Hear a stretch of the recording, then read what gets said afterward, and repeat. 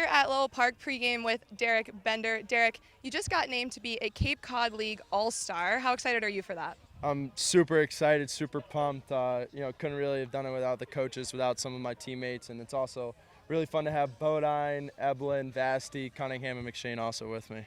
We're so excited to watch you guys play at White House Field next week. You'll also be a starter. You'll be in that DH slot. How special is that? It's honestly just a dream come true. It's something you really kind of think about when you're like 8, 10 years old, being an all-star in the Cape Cod League, and just so fun, so exciting. You guys have had kind of a crazy slew of games the last couple weeks. Some fog, some rain, no BP. I saw you working with Olse one-on-one at Hyannis because you guys didn't get BP and IO in. How's that affected you at all? Honestly, it's kind of just getting us off our little, grind, off our normal routines, but we're looking to hop on a really good skid here, moving into the All-Star break and moving beyond into playoffs. Last time you guys were at Cotuit, it went really well for you. Are you feeling some of that magic here today? Of course, I love it here at Lowell Park. And you're in a bit of a losing skid right now. What has Coach been saying to you guys to kind of get back on the horse? Kind of just stay with it, just the game. A lot of games this year have gone our way. This time they're just rolling the other way. So it's just kind of trying to stay in positive, play our game, and just, win some ball games as of late.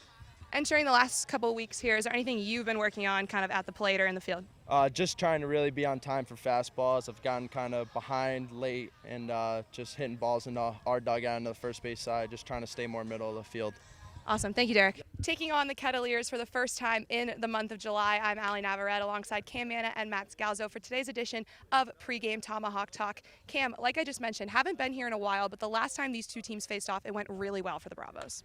Yeah, last week of June, and Bourne came in here. They won 13-1. They surprised this Cotuit team. Bourne needed a bounce-back win. Cotuit was very hot, but they still are right now. And Bourne was facing Novotny, who was that #1 pitcher for Cotuit at the time. It was the third time that the Bravos were facing off against the left-hander. But Bourne came alive. They win the game that they had to.